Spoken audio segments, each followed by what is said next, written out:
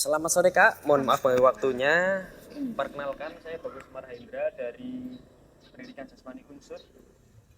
Izin minta tanya sebentar Kak. Dengan Kakak siapa ya? Kak Alia. Kak Alia itu kuliah di mana sekarang? Saya kuliah di UMP jurusan PGSD. Oke, semester berapa ya Kak? Semester 7. Semester 7. Eh, dulu pernah nggak sih ikut KM, apa sekarang sedang menjalani program KM? Kebetulan saya termasuk alumni kampus mengajar kemarin angkatan 5.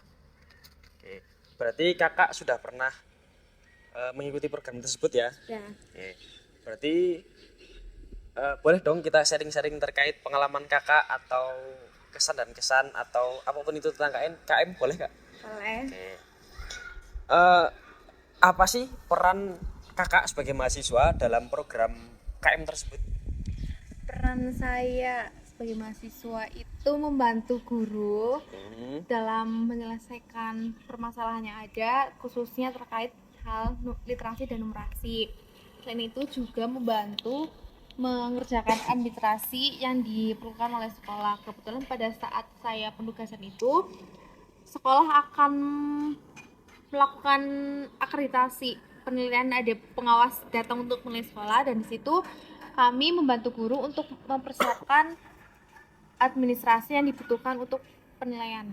Oh, seperti itu.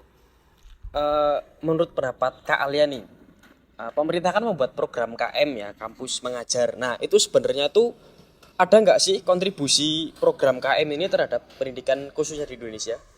Tentu ada, karena kalau nggak ada nggak mungkin ada sampai angkatan sekarang saja mau Oh, iya, angkatan ke 7 7. sekarang. Antara kalau menurut saya kontribusinya itu dapat membantu pendidikan di Indonesia, khususnya di tempat-tempat terpencil yang mungkin susah untuk mendapatkan sarana dan prasarana yang memadai untuk proses pembelajaran berlangsung. Jadi pemerintah itu membuat program itu ada tujuannya gitu ya Kak? Tentu ada. Oke. Lalu eh, Kak Alia itu punya saran atau rekomendasi nggak sih terkait meningkatkan efektivitas program kamus mengajar di masa mendatang? Kalau saran menurut saya itu ketika penempatan ke lokasi itu disesuaikan dengan jenjang yang ada. Contohnya kalau saya di PGSD itu kan memang ranahnya ke sekolah dasar, sehingga penempatannya itu di sekolah dasar. Tapi kalau misal mahasiswa yang memang jurusannya itu kayak teknik atau apapun itu yang menjurus ke kejuruan itu, lebih baik diterjunkannya sesuai dengan bidangnya di SMK atau di mana. Karena kalau mereka diterjunkan di sekolah dasar itu percuma, mereka tidak mempelajari hal-hal dasar atau hal-hal esensial yang ada di sekolah dasar. Jadi harus diklasifikasikan antara dasar ketemu dengan dasar dan kejuruan ditemukan dengan kejuruan gitu Kak? Iya, seperti itu kurang lebihnya. Lalu ada dong pengalaman-pengalaman unik atau pengalaman yang berkesan yang Kakak alami selama mengikuti program kamus mengajar, boleh diceritakan Kak? Pengalaman banyak sekali sih, karena itu kan 5 bulan ya, jadi sangat banyak pengalaman yang berkesan. Kalau yang saya alami itu menghadapi siswa-siswa yang agak nakal gitu, kayak mungkin kurang menghormati kayak gitu, dan itu menjadi tantangan tersendiri untuk saya dan tim. Gimana sih caranya memberikan pengalaman, pengetahuan yang bermakna untuk mereka, dan juga dapat melatih kita untuk bersosialisasi gitu. Karena itu kan terjun secara langsung ke lapangan. Oh ya Kak, nih tadi lupa di awal belum ditanyakan. Program KM itu kan program pemerintah yang ditujukan untuk sekolah-sekolah di Indonesia gitu Kak. Nah, itu Kakak itu diterjunkan seorang atau berkelompok Kak? Secara berkelompok. Kalau saya kemarin itu di satu sekolah penempatan itu ada 4 orang. Oh, 4 orang. Itu dari UMP saja atau dari berbagai macam universitas Kak? Kebetulan saya itu kemarin 3 dari UMP, satunya dari Unsur. Oke. Menurut kakak nih, melihat teman kakak atau teman angkatan kakak yang se-SD itu, sepenempatan itu, gimana sih mereka dalam keseharian di sekolah itu gimana, atau ada karakteristik masing-masing universitas, sesama UMP atau sesama Unsud itu ada kedekatan atau tidak, atau ada geng-gengan atau tidak, itu seperti itu terjadi nggak sih kak di program KM kemarin? Kebetulan di tim saya itu tidak kayak gitu. Oh, solid ya kak, kompak. Iya. Iya maksudnya. Ya, apa, santai aja.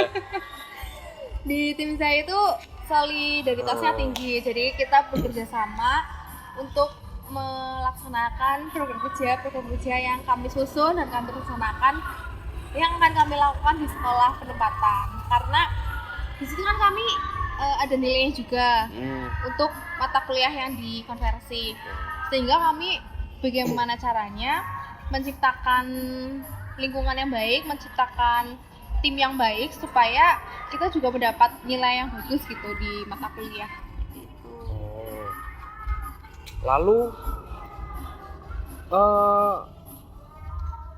biasanya kan ada mahasiswa yang tertarik gitu kak, terkait program KM. Sebenarnya ada nggak sih benefit yang kita dapat dari program tersebut? Banyak sekali benefit yang bisa kita dapatkan di KM. Karena di KM itu kita ada hak dan kewajiban. Haknya itu kita bisa mendapatkan bantuan biaya semesteran sama biaya hidup. Kayak ibaratnya uang bensin lah untuk dari rumah ke sekolah penempatan gitu.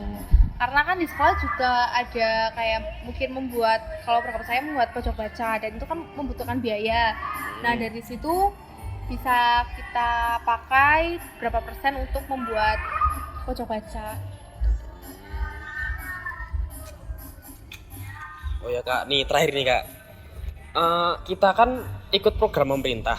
Nah kalau kita itu ingin mengembangkan kreativitas gitu, contohnya kita berwirausaha, jadi dalam sekali mendayung tuh 2-3 pulau terlampaui gitu, kita berusaha kita membuka usaha atau kita melakukan aktivitas lain yang notabene itu tidak menjadi tupoksi utama seorang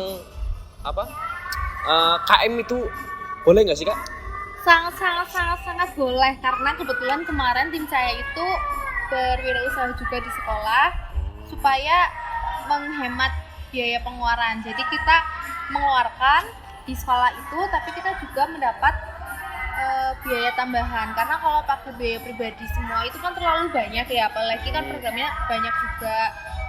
Jadi kita melakukan wirausaha, berjualan di sekolah, jualan jajanan anak SD, dan uang itu kita putar untuk pelaksanaan program di sekolah. Dan itu juga tentunya kita izin dulu ke kepala sekolah, apakah itu diperbolehkan atau tidak. Oke, jadi ikut KM itu sangat menarik ya kak. Sangat. Di sisi lain kita mendapat pengalaman yang sangat melimpah, dapat uang saku juga, lalu kita juga bisa menyalurkan hobi kita dengan cara berwirausaha atau berkreasi apapun itu. Betul. Oh ya kak, ini tadi kan kita sudah bahas dari awal sampai akhir terkait KM. Nah, boleh dong saran kakak supaya kita tuh lolos dalam seleksi KM itu apa aja yang harus dipersiapkan, apa yang bisa menjadi nilai plus itu apa dalam seleksi KM tersebut? Kalau saya sendiri sih saya kurang paham ya kriteria kelulusan itu seperti apa, karena itu kan pihak pemerintah yang memutuskan. Tapi kalau misalnya saran saya, kalau kita benar-benar bertekad kuat supaya kita ikut KM, bertekad supaya memberikan perubahan ke sekolah penempatan, mungkin itu akan membantu kita supaya kita dapat diterima, dapat lolos gitu, karena tujuan kita juga baik.